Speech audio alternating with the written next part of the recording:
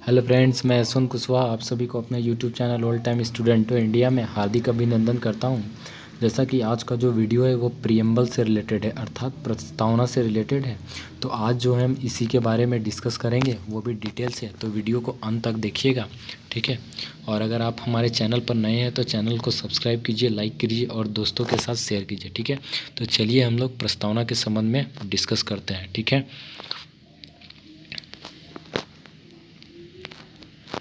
तो देखिए, जो प्रस्तावना है उसे हम लोग उद्देशिका के नाम से भी जानते हैं, जो कि हमारे संविधान का क्या है, सार है, अर्थात संक्षिप्त रूप है, ठीक है। जिसके आधार पर ही हमारे संविधान का निर्माण किया गया है, ठीक है। अगर हम लोग इसे इंग्लिश में अगर समझें तो ये एक प्रकार का क्या है, बुलेट पॉइंट है, ठीक है।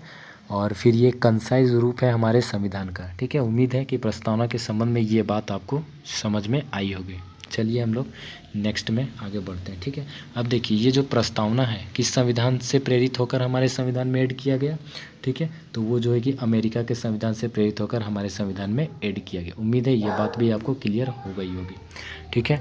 उसके बाद चलिए देखते हैं, जो आखिर हमारे जो प्रस्तावना है, हमारे संविधान में जो प्रस्तावना को ऐड किया गया, आखिर उसे लाने का जो उद्देश्य था वो क्या था, ठीक है। मतलब कि प्रस्तावना का विकास कैसे हुआ, मतलब इसका उद्भव कैसे हुआ, ठीक है।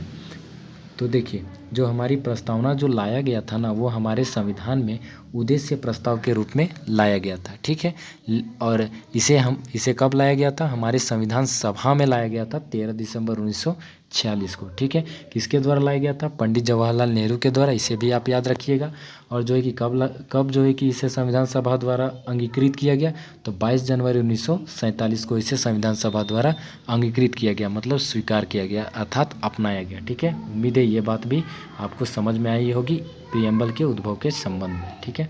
चलिए हम लोग नेक्स्ट में बढ़ते हैं, ठीक है। अब देखिए, जो हमारी प्रस्तावना है, ठीक है, तो उसमें जो भी बुलेट पॉइंट है तो इसके संबंध में जो है कि हम लोग डिस्कस करेंगे, ठीक है। तो पहला जो बुलेट पॉइंट है तो वो कौन सा है, संप्रभु है, ठीक है। तो संप्रभु का अर्थ होता है क्या, सर्वे सर्वा, अर्थात हमारा जो देश है ना वो अपने डिसीजन खुद लेगा, मतलब वो किसी अन्य देश पर निर्भर नहीं रहेगा और किसी अन्य देश का भी वो औपनिवेशिक नहीं है, मतलब इस पर कोई अन्य देश हस्तक्षेप नहीं कर सकता है, चाहे वो आंतरिक मामले हो चाहे वो बाहरी मामले हो, ठीक है। तो उसके संबंध में वो स्वयं डिसीजन लेगा। उम्मीद है ये संप्रभु से रिलेटेड भी आपको बात समझ में आई होगी, ठीक है। वही चीज़ लिखा हुआ है, आप यहाँ पे पढ़ सकते हो, है ना। उसके बाद अगला जो पॉइंट आता है वो आता है समाजवादी, ठीक है, जिसको हम लोग सोशलिज्म भी कहते हैं, ठीक है। तो हमारे जो देश में जो क्या किया गया है, वो लोकतांत्रिक समाजवाद की स्थापना की गई है, ठीक है। किस प्रकार की समाजवाद, तो याद रखिएगा, लोकतांत्रिक समाजवाद की स्थापना की गई है, जिसमें मार्क्सवादी और जो है कि गांधीवादी विचारधारा को अपनाया गया है। परंतु ज़्यादा अगर झुकाव देखा जाए तो वो कहाँ पर है, तो गांधीवादी विचारधारा की ओर ज़्यादा है, ठीक है। तो चलिए हम लोग समाजवाद के संबंध में जो है कि डिस्कस करते हैं, ठीक है। तो समाजवाद का अर्थ क्या होता है कि समाज के प्रत्येक वर्ग के हितों को ध्यान में रखते हुए सरकार क्या करेगी, ऐसी नीतियाँ बनाएगी और ऐसे चीज़ों का उत्पादन करेगी जो सभी समाज के लोगों के लिए क्या हो, वो लाभदायक हो, ठीक है। अब देखिए, हमारे देश में क्या होता है कि हमारी जो सरकार है वो पीपीपी मॉडल पे काम करती है, अर्थात पब्लिक प्राइवेट पार्टनरशिप, ठीक है। तो इसमें हमारी सरकार क्या करती है, वो हमारे देश की जो भी कंपनियां हैं, ठीक है, जो निवेश करना चाहते हो या तो अन्य जो कंट्री की कंपनियां हैं, तो उसे अपने देश में आमंत्रित करती है और दोनों साथ मिलकर निवेश करते हैं। उसके बाद जो है कि चीज़ों को प्रोडक्ट्स उत्पादन करते हैं और जो है जब वे काम करते हैं तो उस दौरान जो गरीब जनता है हमारे देश की, वो भी उन कंपनियों पर काम करती है। तो इस प्रकार क्या होता है कि जो हमारे देश की सरकार है उनको भी लाभ होता है, उसके बाद जो एम्प्लॉयमेंट भी बढ़ता है हमारे देश में, उसके बाद अन्य कंपनियों को भी लाभ होती है, ठीक है। इस प्रकार क्या हो रहा है, हमारे समाजवाद का विकास हो रहा है। तो उम्मीद है ये बात भी आपको समझ में आई होगी, ठीक है। तो चलिए हम लोग नेक्स्ट में बढ़ते हैं।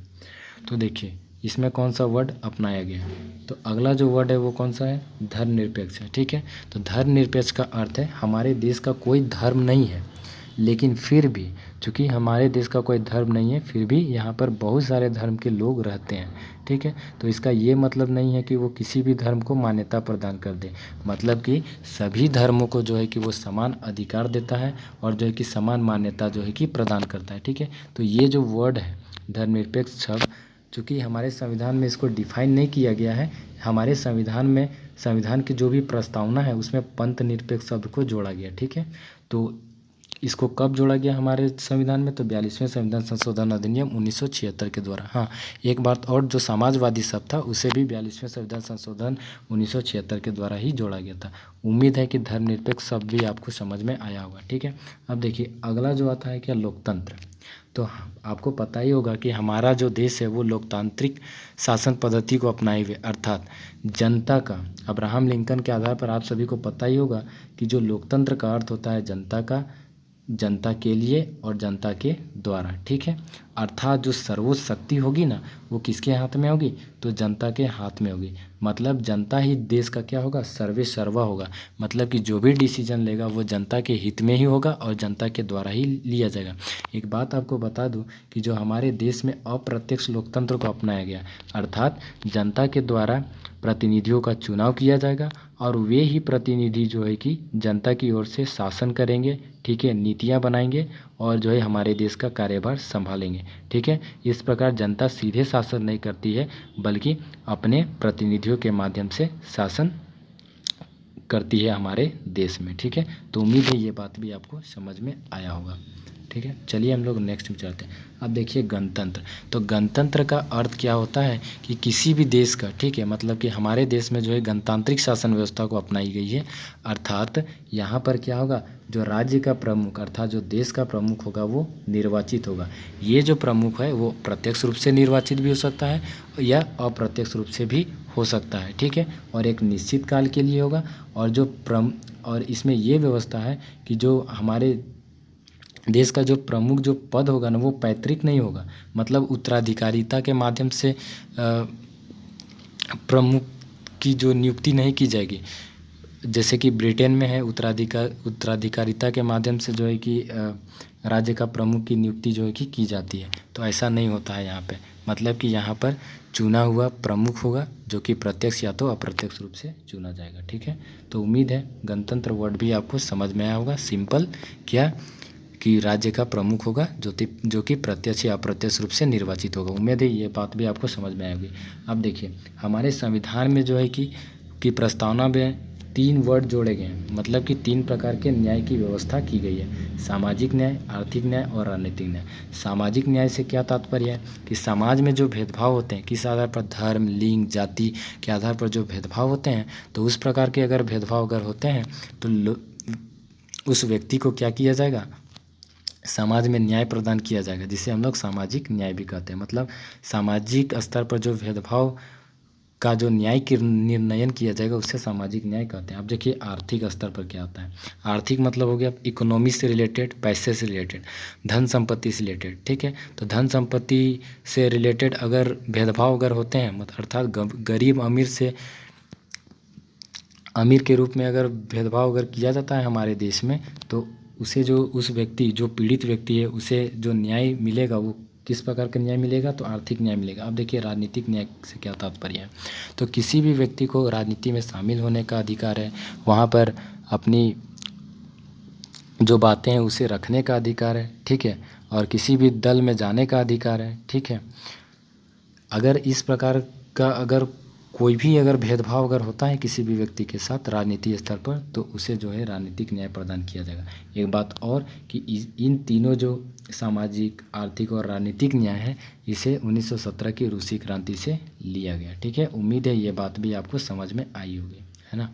अब देखिए स्वतंत्रता से क्या तात्पर्य है। हमारे संविधान की प्रस्तावना में स्वतंत्रता शब्द को भी जोड़ा गया, अर्थात संविधान के दायरे में रहकर जनता को स्वतंत्रता प्रदान की गई। स्वतंत्रता से तात्पर्य है कि आप संगठन बना सकते हो, कहीं भी विचरण कर सकते हो, अपने बातों को प्रकट कर सकते हो, ठीक है।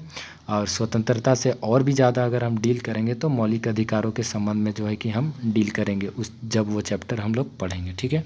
उम्मीद है स्वतंत्रता वर्ड भी आपको समझ में आया होगा। अब देखिए अगला जो वर्ड आता है वो आता है समता।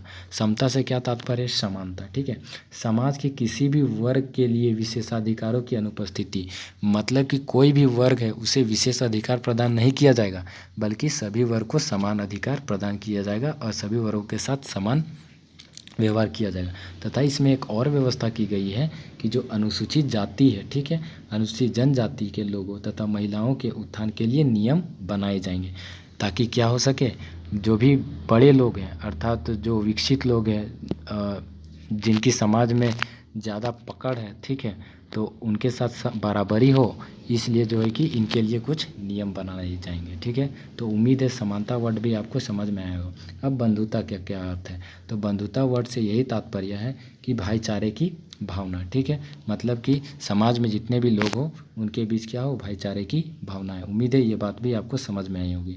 तो 3 वर्ड जिसका वर्णन हम लोगों ने ऊपर में किया, स्वतंत्रता, समता और बंधुता, ये जो प्रेरित है 1789 की फ्रांस की क्रांति से प्रेरित है, ठीक है। ये बात भी आप याद रखिएगा। उम्मीद है ये बात भी आपको समझ में आया होगा, ठीक है। अब देखिए अगला और अंतिम जो वर्ड है वो अखंडता है।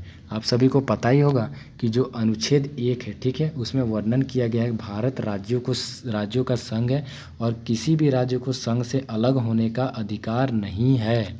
जिस प्रकार क्या होता है ना कि अमेरिका में क्या है कि वहाँ पे यूनाइटेड स्टेट ऑफ अमेरिका बोला जाता है, मतलब राज्यों को जोड़कर बनाया गया है, ठीक है। और उसमें ये व्यवस्था की गई है कि कोई भी राज्य जो है ना अलग हो सकता है, क्योंकि वे एक एग्रीमेंट के तहत है। लेकिन हमारे देश में ऐसी व्यवस्था नहीं है।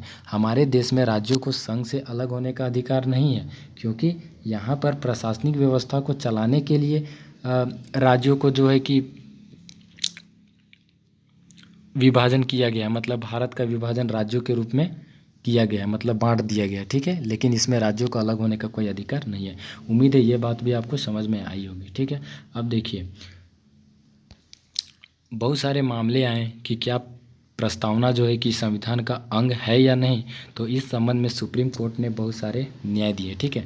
तो बेड़ूबाड़ी मामले में 1960 में सुप्रीम कोर्ट ने यह निर्णय दिया कि जो प्रस्तावना है वो संविधान का भाग नहीं है। ये बात आप गांठ बंद कर याद कर लीजिए, ठीक है। ये जो क्वेश्चन है ये हमेशा आते हैं, ठीक है। तो उसमें ये बताया, लेकिन फिर बाद में क्या होता है, जब केशवानंद भारती मामला आता है ना 1973 में, तो बताता है सुप्रीम कोर्ट की जो संविधान का अंग जो है प्रियम्बल है, ठीक है, मतलब कि प्रस्तावना संविधान का अंग है, ठीक है। तो ये बात भी आप याद रखिएगा। अब देखिए कुछ और फैक्ट हैं, उसे भी हम लोग याद कर सकते हैं, ठीक है। तो देखिए प्रस्तावना जो है गैर न्यायोचित है, मतलब कि इसे न्यायालय में आप चुनौती नहीं दे सकते, यह प्रवर्तनीय नहीं है। बल्कि इसका एक एग्जाम्पल अगर हम लेते हैं, इसका तात्पर्य ये है कि अगर आप प्रस्तावना को लेके, प्रस्तावना के किसी वर्ड को लेके अगर आप न्यायालय में जाते हो, तो जो है कि न्यायालय जो है कि इस संबंध में रीट जारी नहीं करेगी, मतलब कि अगर आपके अधिकारों का हनन हो रहा है तो वो रीट जारी नहीं करेगी, मतलब कि ये गैर न्यायोचित है, ठीक है। उम्मीद है ये बात भी आपको समझ में आई होगी। और प्रस्तावना जो है ना तो विधायिका को शक्ति प्रदान करती है और ना ही विधायिका की शक्तियों को प्रतिबंध लगाती है, ठीक है।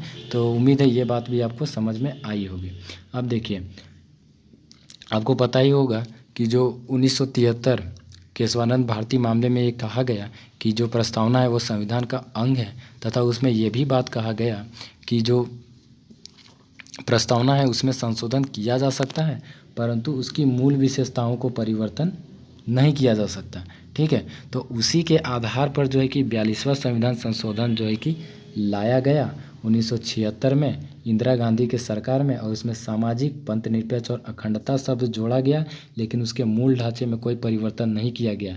इसका ये मतलब नहीं हुआ कि जो हम भारत के लोग को ही हटा दिया गया, ऐसा नहीं, उसमें वो नहीं हटाना है, बल्कि आप वर्ड्स को वहाँ पे ऐड कर सकते हो, प्रोविज़न को ऐड कर सकते हो, बट उसके मूल ढांचे को ख़त्म नहीं कर सकते हो, ठीक है। तो उम्मीद है कि ये बात भी आपको समझ में आई होगी। और जो प्रस्तावना से रिलेटेड ये जो वीडियो था, ठीक है, तो इसमें बहुत सारे फैक्ट जो हम लोगों ने डिस्कस किया, उम्मीद है कि कम समय में हम लोगों ने बहुत ज़्यादा डिस्कस किया, समझ में आया होगा। ठीक है, अगर समझ में आया होगा तो चैनल को शेयर करिए, ठीक है, सब्सक्राइब कीजिए, लाइक कीजिए। और चलिए नेक्स्ट वीडियो में मिलते हैं, उसमें प्रस्तावना से रिलेटेड जो भी MCQ क्वेश्चन बनेंगे तो उससे रिलेटेड हम डिस्कस करेंगे। ठीक है, तब तक के लिए thank you, all the best to all.